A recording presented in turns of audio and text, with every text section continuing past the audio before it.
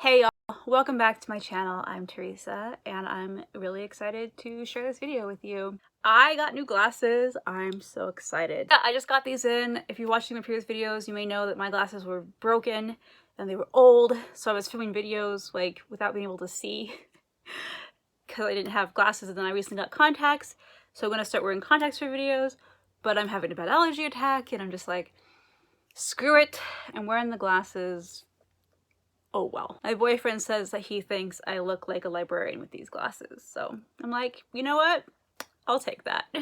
So like, you know, all my videos, this is very, very late in the year to be doing this type of video, but yeah, I started my channel late January, so I've only been on BookTube for a little over a month now. Crazy, it's been a month already, but yeah, a little over a month, and so I'm still trying to catch up with videos that I want to do that are like beginning of the year type videos, and I just haven't got there yet. So you're gonna see these kind of over the next maybe this month, maybe next month too, a little bit of the more kind of January, February type videos. And I'm trying really hard to be more myself in front of the camera. I have another YouTube channel. For those of you who don't know, I have a kind of like a vlog slash informational channel about chronic illness. I have multiple chronic illnesses, and so it's kind of like a health related channel, I guess. It's basically just showing what life is like for me. But anyways, if you want to check it out, I'll link it down below and all that stuff. But I swear over on that channel, I'm like super comfortable talking to the camera, and then I get here and I'm like awkward and weird and I can't think of what to say, and my words, like I mess up my words when I'm talking, and I'm just like, oh my goodness, why? But I think it's just because like I'm talking about different subjects, and I'm still so new here that I'm like, I want y'all to like me, and I don't want to be like, I don't know. Like, I don't know. I'm sure like everybody feels this way though when you're starting a channel. You're just like, I'm awkward and weird and I'm talking to the camera, even though I'm used to that. It's still like, you all don't know me yet, and I'm new in this community, and I'm working on it. I'm gonna work on trying to be more myself in these videos and not be so like what I expect people expect from me, but like actually be myself, if that makes any sense. I don't know. But like normal, I've been rambling for way too long, so let's actually get into the video, shall we? Okay, this video is my most anticipated books that are coming out in the year 2020. Some of them have already come out because it is March, what's today, the 9th? March 9th already. Whew. When I'm filming this video, yeah. So that'll tell you, like, you know, there's already been a good chunk of books out. And this isn't going to be all of the books that I'm excited for because there's too many. And I was trying to think, I was like, okay, I could do 20 books I'm excited for releasing in 2020. And then I was like, I can't narrow it down to just 20 books. And then I filmed this video before, actually, a couple weeks ago, and I was like halfway through editing it. And I was just like, it's just so long. I think I over-explain things when it comes to books. So for one, I don't want to do that because I don't want to give like too much of the plot away. And for two, it just takes up so much time. Like I've already been talking for 5 minutes, but it takes up so much time of me talking that I'm just like, I'm cutting out so much. I'm like, you know what, screw it. I'm just going to redo this video and hopefully this one turns out okay. We're going to go for it and see what happens. And so another thing I'm doing too is I'm only going to be telling you books that I'm excited about that are coming out or that have come out this year so far, all the way into June. And then in probably late June, I'll be doing, you know, from July until December. So I figure do about the first 6 months, the last half of the year, last 6 months, whatever. Would be easier because there's so many books that I'm excited about. And even if I did have 20 books, it would still be like an hour-long video. So we're gonna like cut it down, and I'm only gonna talk about the books I'm excited for that are coming out in the first half of the year. And, you know, we'll see what happens after that, because I know there's a lot of books that are coming out at the end of the year that haven't even been announced yet. So yeah, this is just how I'm gonna do it, and I guess you'll just have to look forward to, you know, July, yeah, when I do this video again for the rest of the books, and I'm over explaining everything. again. So instead of doing that, I'm just gonna go ahead and read these books off to you. Some I'm actually going to be reading the actual synopses off to you. I know some people don't like that, but some of these books are just too difficult to explain, or the synopses is really what like really cemented that I want to read this book. So I'm just gonna read the synopses to you. Sorry if you don't like that, but this is just, most of these are going to be a summary. So okay, now that it's, you know, 10 minutes into the video, why don't I actually talk about books? So as of today, there are 9 of these books on my list that have been released already, and the rest obviously is in the future, at least for me filming this video. Okay, the very first book that I have to talk about came out on January 7th, and that is Scavenge the Stars, and this is by Tara Sim, sorry. This is been hailed as, or been described as, a gender-swapped retelling of The Count of Monte Cristo. And the reason why this interested me is because Count of Monte Cristo, I have not read the book, but the movie, like the story of it, is one of my favorite stories of all time. I really need to read the book because like the movie was so good. But yeah, when I saw this was like a gender swap of like Count of Monte Cristo, I'm like, that's such a cool idea. This is a like a YA fantasy type book, and it said that if you are fans of Sarah J. Maas, Sabaa Tahir, Leigh Bardugo, then you will like this book. So hopefully I like this book. The next book came out on January 28th, and that's Prosperous Demon by KJ Parker. This is a novella, and just everything about this book is like so up my alley. This is basically about like a exorcist, and he goes around, you know, exorcising, that sounds funny, expelling demons from people's souls, I guess. But the thing about this priest is he kind of like doesn't give a crap about the people, that like if they die or get hurt or whatever, he's like, meh, who cares, at least I got rid of the demon.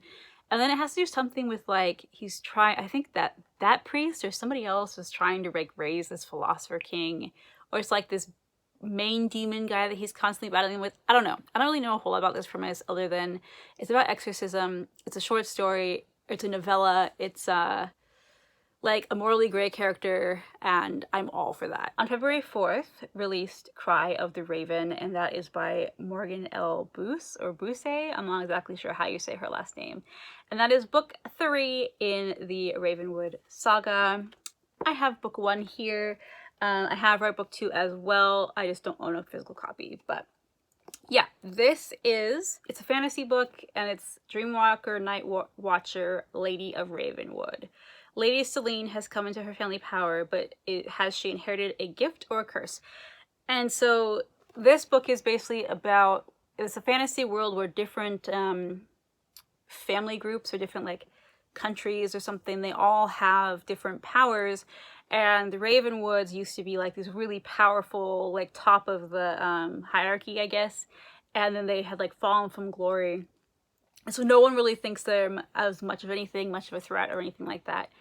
And the power they have is dream walking, and it's passed down through the female generation. And so basically what that means is they can go into other people's dreams and steal their secrets. So this girl, Selene's the main character, and her mom is training her to basically take her place and to be a dream walker.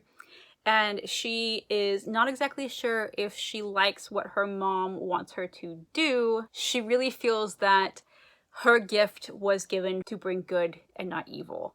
And so it's kind of her journey of trying to figure out, like, discovering her own gift, what she is capable of, and why she is given the gift that she has been giving, while also kind of like dealing with like family history and tradition and all that kind of stuff. Really good book. I really liked them. I think it's about a 4-star series for me. Just a solid read. I will like to own all of the books, so yep, book 3 of that. Excited for that one to come out. Also on February 4th, released Crooked River. This is book 19 in the Pendergast series, which is written by Douglas Preston and Lincoln Child. Pendergast is, how do I describe it? He's kind of like, so the Pendergast series is kind of a mix between Sherlock Holmes and X-Files. So you have this character who is, I guess you would say he's kind of like a, he's a Sherlock Holmes character, but he deals with like more supernatural type things, even though like there's usually like scientific reasons behind said things. Anyways, really good series. It is a detective series. I know not everyone is fond of detective series, but I think this one is done very, very well.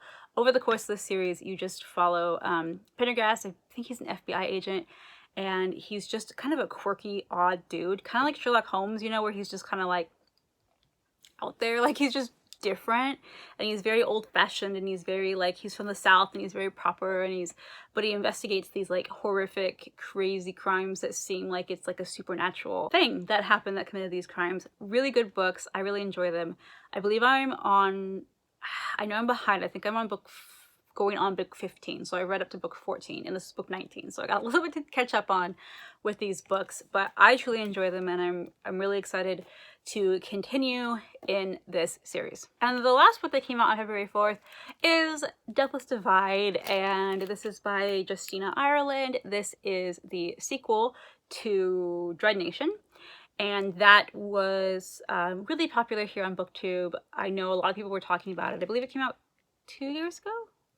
I can't remember if it was a 2019 or 2018 release, but anyways, this is a sequel to that book, and basically what the book is about, or the series is about, is Civil War time with zombies.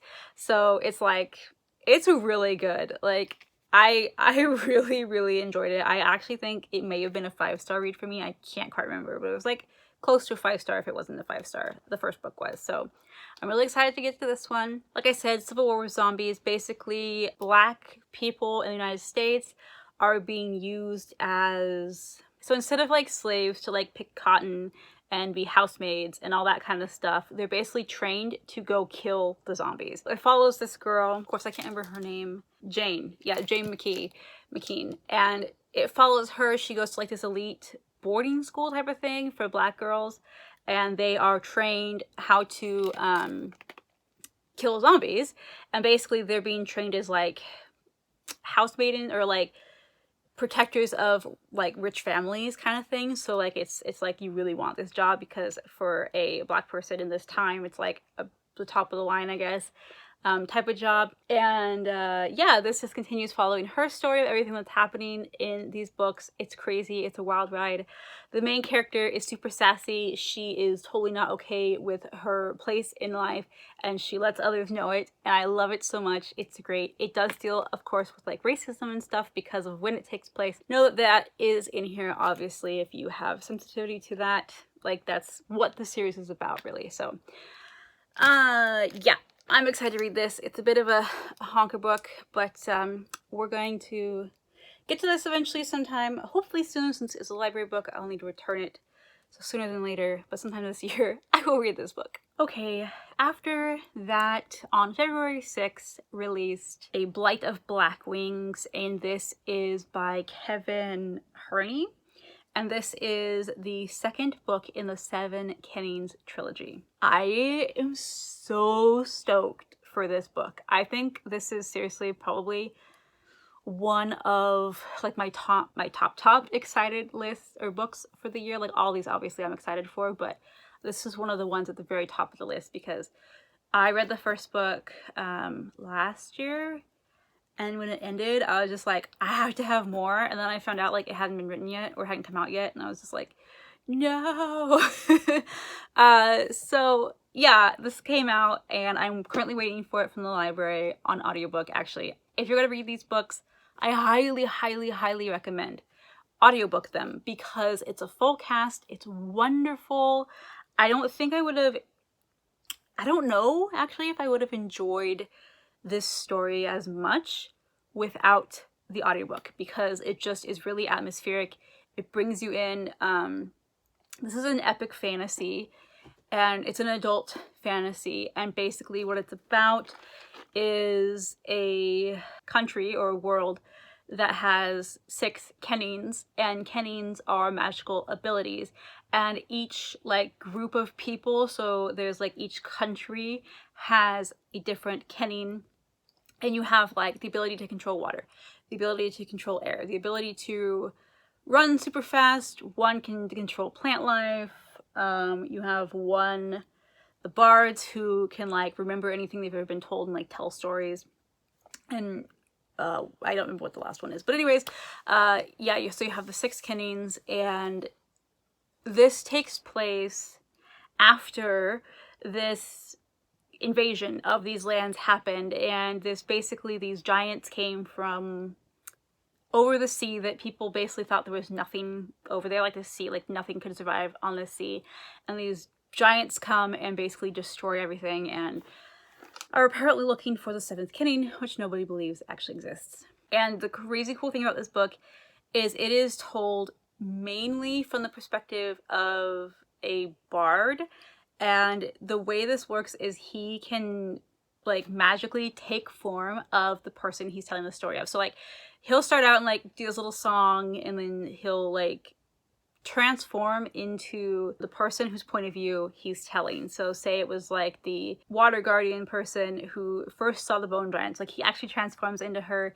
He has her voice, he has her looks, everything tells the story. And it's so good because in the audiobook it actually changes the voice actors, and it's dealing with this invasion, how they're going to deal with it.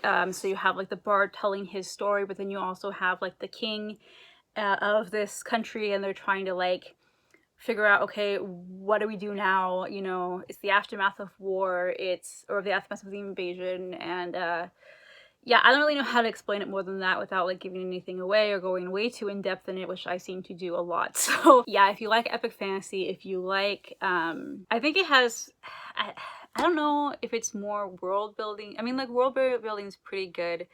It is character driven, I think. Magic system's interesting. I don't know. I'm not like a huge epic fantasy reader, so I can't tell you from like that perspective if it's that good or not. I just know I really, really like this book, and if you're gonna check it out, definitely check out the audiobook because it's gonna enhance your experience so much.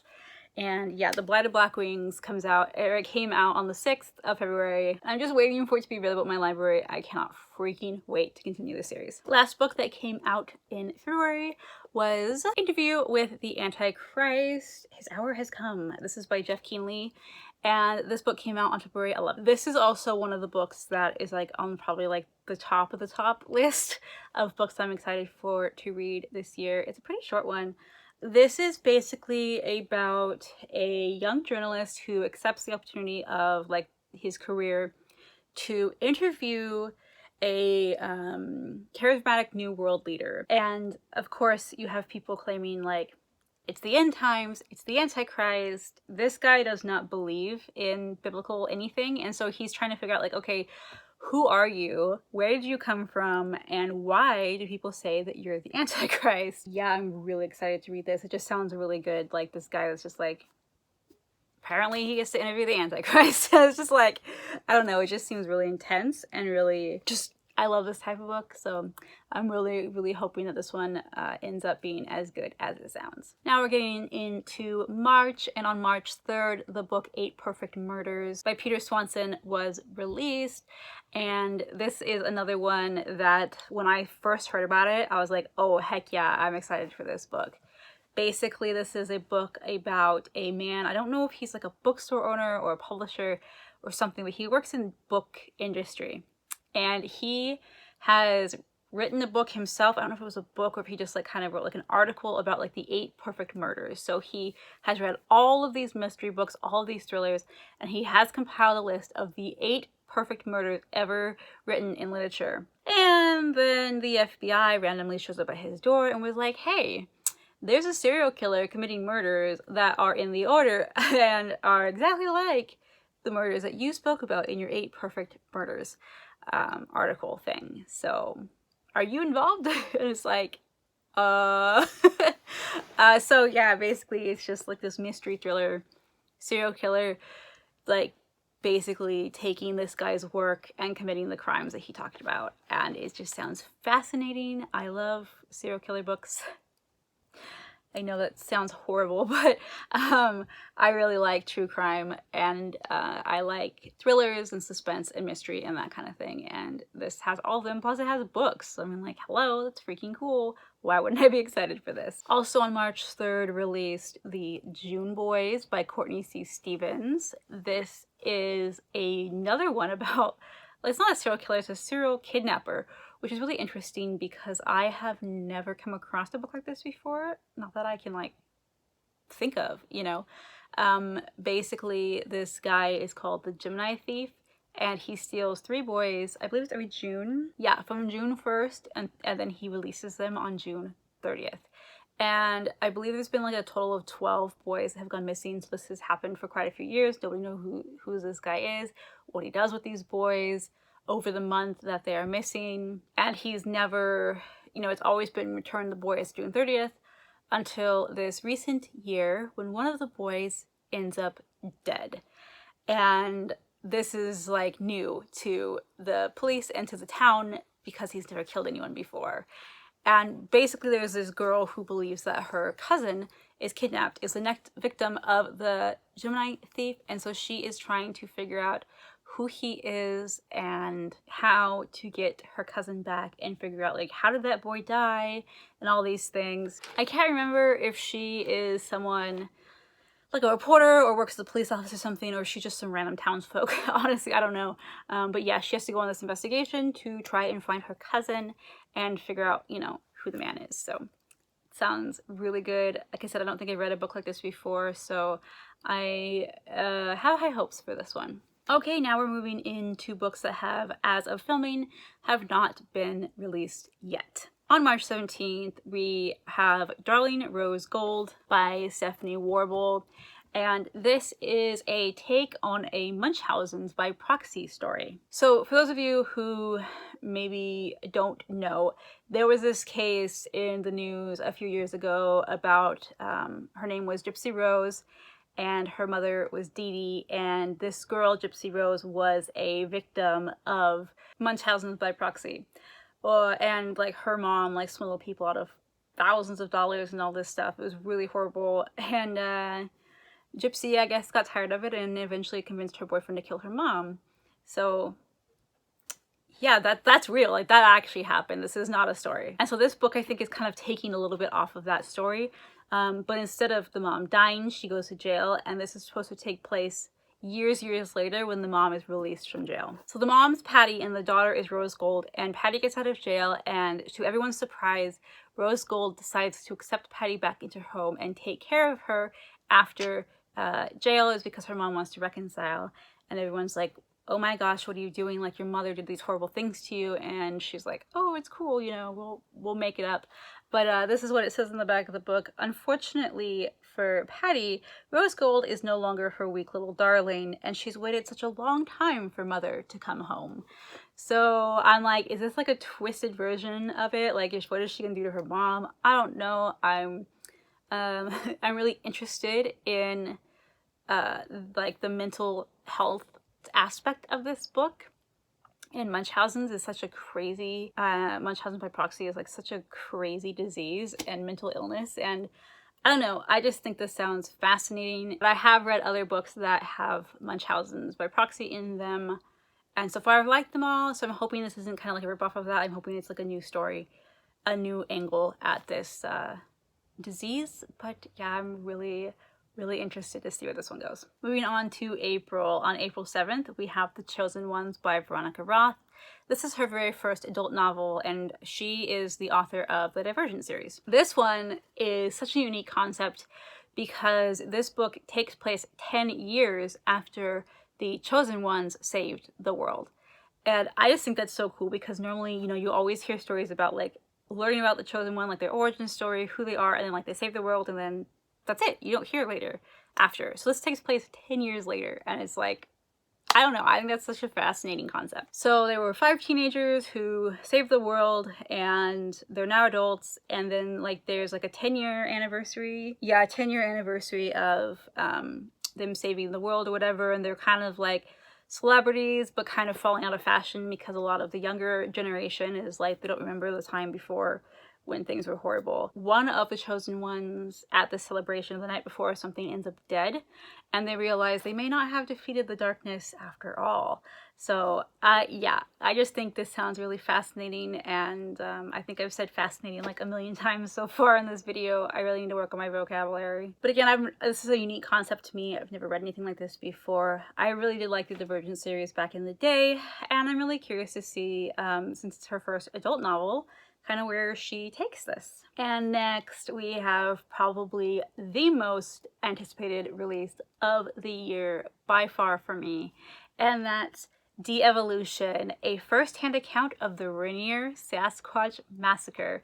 And I know, like, it might sound totally cheesy because you're like, oh my gosh, a Bigfoot book. But for real, like, let me read this off to you, and I'm just like, y'all, you'll understand. Hopefully you'll understand why I love this so much. This is by Max Brooks. He is the man who wrote World War Z. So if you know that story, you can maybe understand why I'm so excited for this book to come out. I don't know if I said this comes out on May 12th. And I have this pre-order. This is the second book I've ever pre-ordered in my life. And I'm like, I'm so excited. Like, I can't wait. Okay, this is when I'm going to read the synopsis off to you because I can't explain this book to you, like, in my own words, I don't think, as well as the synopsis would.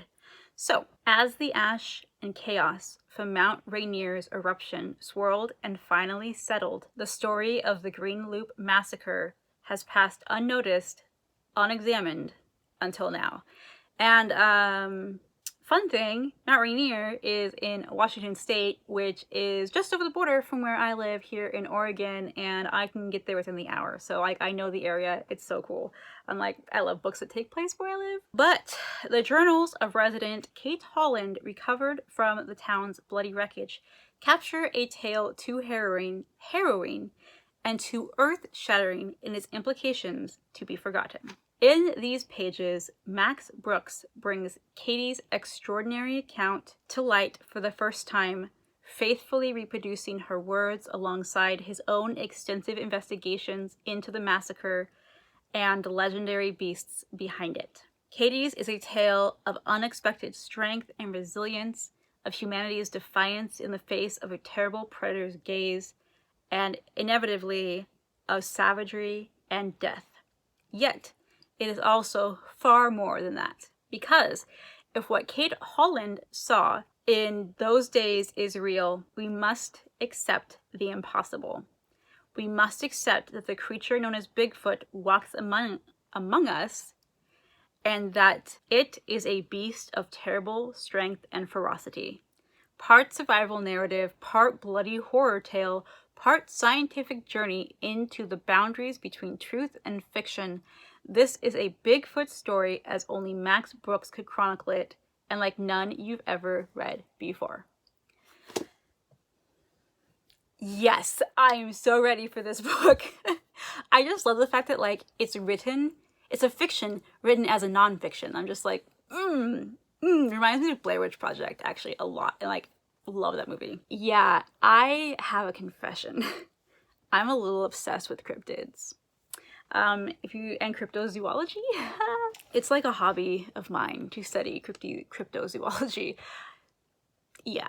So for those of you who don't know what cryptids or cryptozoology is, basically they are creatures that science can neither prove nor disprove exist. So examples, obviously Bigfoot. You have like the Jersey Devil, Loch Ness Monster, the Yeti, the Banshee, you know, any of those like myths of creatures or like fairy tale things are considered cryptids. I know some people also include the paranormal, so when you're talking like ghosts and aliens can also be considered cryptids as well.